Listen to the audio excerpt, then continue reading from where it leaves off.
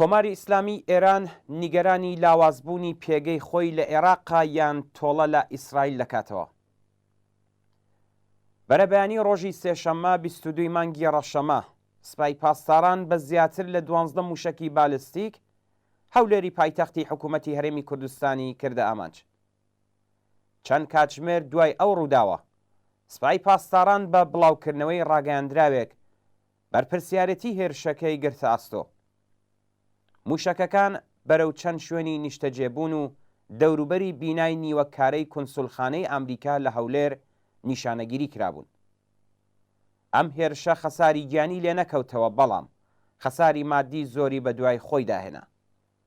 سپای پاسداران و پاشان وتەبێژی وەزارەتی کاروباری دەرەوە بۆ پاساوکردنی ئەم هێرشە موشەکیە وتیان کە ئامانج یەکێک لە ناوەندە سیخۆریەکانی ئیسرائیل لە هەولێر بووە و لە تۆڵەی کوشتنی هێزەکانیان لە سووریا لەلایەن فڕۆکە جەنگیەکانی ئیسرائیلەوە ئەنجام درراوە.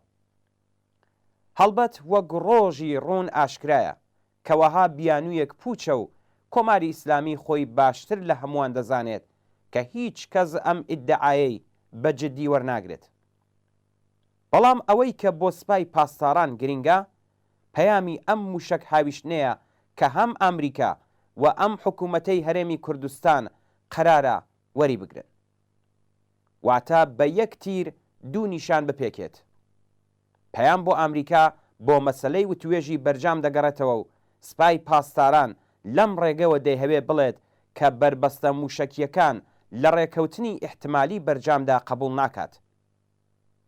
تا ئێرەی داستان ڕوونە، بەڵام ئەگەر مەسەلەکە تەنیا گەیاندنی هەر ئەم پەیامە بۆ دانوستۆنکارانی بەرجام بوو، پێویست نەبوو ئەم موشەکانە بەرەو هەولێر نیشانە بگرێت. سەهمی حکوومەتی هەرێمی کوردستان بۆ پەیامێک دەگەڕێتەوە کە ماوەیەک لەمەوبەر ئیسماعیل قائانی بۆ پارتی دموکراتی کوردستانی ناربوو.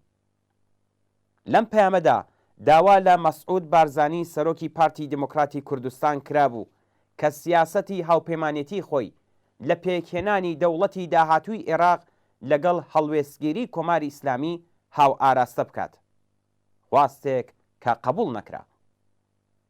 کۆماری ئیسلامی نقمی قەیرانی کەمەرشکێنی ناوخۆیی و دەرەکی، ناسەرکەوتوو لە بە ئاکامگەیانی دانوستانەکانی بەرجام، زەربە خواردوو لە سووریا، لاوازبوو لە عێراق، پەراوێزکەوتوو لە ئەفغانستان، سوکایەتی پێکراو بە خاتری ئۆپراسیۆنی بەرینی ئیسرائیل لە ناوخۆی ئێران و سووریا، بە هاویشتنی ژمارەیەک موشەک بەرەو هەولێر، لە ڕاستیدا داماوی خۆی لە هەڵسوکەوت لەگەڵ پرسەکانی ناوچەکە نیشاندا.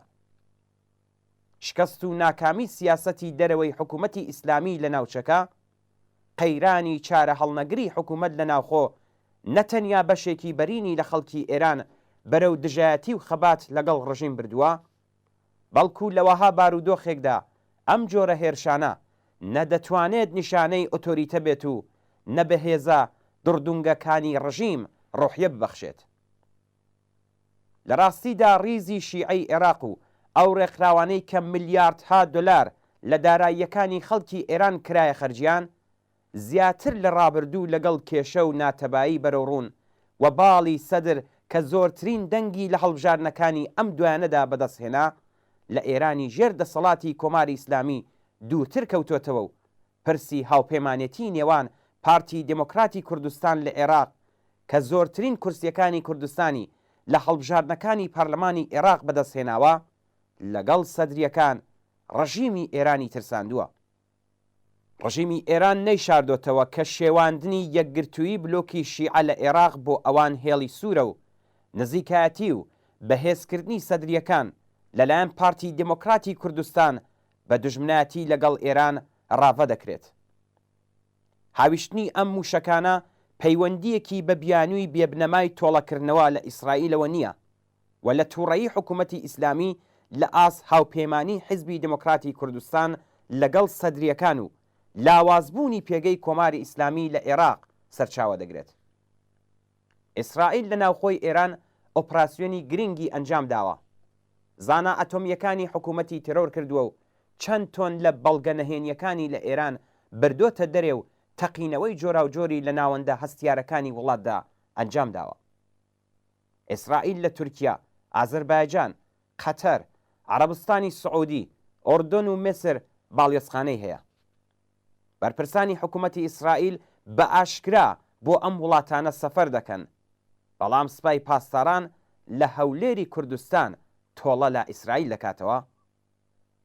سەرشۆڕی و ڕیاکاری سەرانی نظامی و سیاسی کۆماری ئیسلامی کە هەموو ڕۆژێ و هەموو هەفتەیەک لەگەڵ هێرشی ئیسرائیل لە سووریا ڕوبەڕوون، بە هێرشکردنە سەر چەند بینای بەتاڵ ویان نیوە بەتاڵ لە دەوروبەری هەولێر قەرەبوو نابێتەوە. شیاکارانی سەتحی و قەڵەم بەدەستانی بەکرێگیراوی حکوومەتی ئیسلامی ویان بەشێک لە ئۆپۆزیسیۆنی ناسیۆنالیستی ئێرانی هاو ئاراستە لەگەڵ ڕژیمی ئیسلامی خۆشحاڵ بە خاتری موشەکە خاڵپێکەکانی ڕژیم لە پەڕوو باڵدان بەم سناریۆی سپای پاسداراندا شەریکن.